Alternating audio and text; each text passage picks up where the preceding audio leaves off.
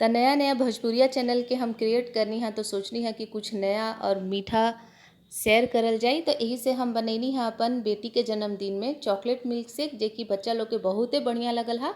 तो सबसे पहले यूपी बिहार के और समस्त देशवासी के हमरा तरफ से नमस्कार स्वीकार करम जा। चैनल के सब्सक्राइब जरूर से कर लेम जा। तो चलिए बनाए के चॉकलेट मिल्क शेक, जे कि बहुते बढ़िया लगेला, रउआ सबनी के बाल बच्चा बहुते खुश हो जाए। चैनल के सब्सक्राइब करके हमरा के सपोर्ट जरूर से करम। तो देख ली कि बिस्कुट चॉकलेट मिल्क शेक के कैसे बनेला। तो हम बनेनी है 3 ग्लास चॉकलेट मिल्क शेक, जे कि बनावे में बहुते ईजी बा। तो रउआ सबनी के का करे के बा, सबसे पहले कोई भी बिस्किट ले लेवे के बा। जे बिस्किट रउआ सबनी के घर में अवेलेबल बा, चॉकलेट बिस्किट, ना तो घर के आसपास के दुकान में जे भी चॉकलेट बिस्किट मिलेला, ई चॉकलेट बिस्किट घर ले आवे के बा।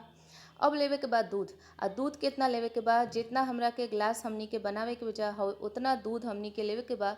लेकिन ग्लास के 1/4 हिस्सा हमनी के खाली रखे के बा, 1 भाग ग्लास के दूध से नहीं के भरे के, काहे कि में बिस्किट और दूसरा चीज़ भी आ जाई तो ग्लास भर जाई। अब शुगर ले लेम तो शुगर बिल्कुल टेस्ट के हिसाब से लेम, जितना स्वाद के खातिर शुगर चाहिए उतने लेम, काहे कि बिस्कुटो मीठा होला। आइस क्यूब देखनी है जा कि आइस क्यूब रहे तो थोड़ा सा बर्फ़ ले ली, और बर्फ़ रखे के बाद तो ही ली, और बर्फ़ नहीं खे डाले के तो ना ली। ओकरा बाद हम का करनी है कि चॉकलेट बिस्किट के एकदम रफ तोड़ देनी है, और तोड़े के बाद ओकरा के मिक्सी के जार में डाल लेवे के बाद। तो ये देखी जा मिक्सी के जार में चॉकलेट बिस्किट, चीनी और थोड़ा सा जो हमनी के बर्फ़ लेनी है आइस क्यूब ई डाल देनी है। ओकरा बाद अभी हम थोड़ा ही सा दूध एकरा अंदर डालम पीसे खातिर। एकरा बढ़िया से मिक्सी में डाल के हमनी के चैन कर लेवे के बाद। तो अभी हम थोड़ा दूध डालम, रवा सबनी के 1 कप 1.5 कप भी दूध डालम तो बढ़िया एकदम एक लिक्विड एकर पेस्ट तैयार हो जाई।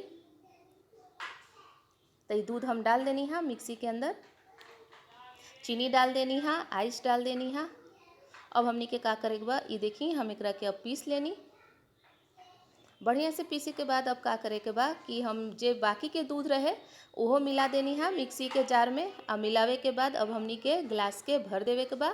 तो जितना ग्लास हमनी के मिल्क शेक बनावे के बाद चॉकलेट मिल्क शेक इतना दूध लेवे के बा, और पीसे के बाद उतना दूध जार में हमनी के मिक्स कर देवे के बा। चीनी अंदाज से लेवे के बा, आइस क्यूब डाले के होखी तो डलिया लोग, ना डाले के होखी तो मत डलिया लोग।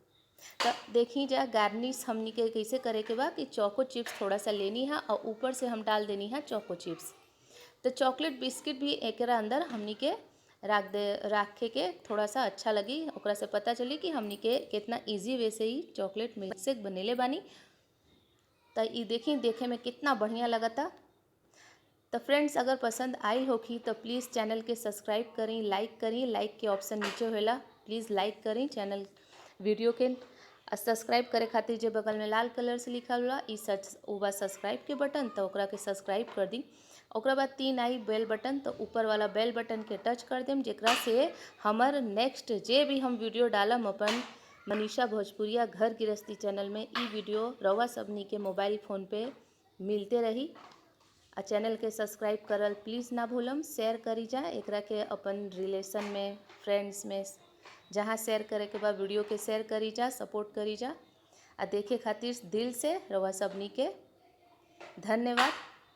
तो हमनी के मिलम जा नेक्स्ट वीडियो में, दूसरा वीडियो में।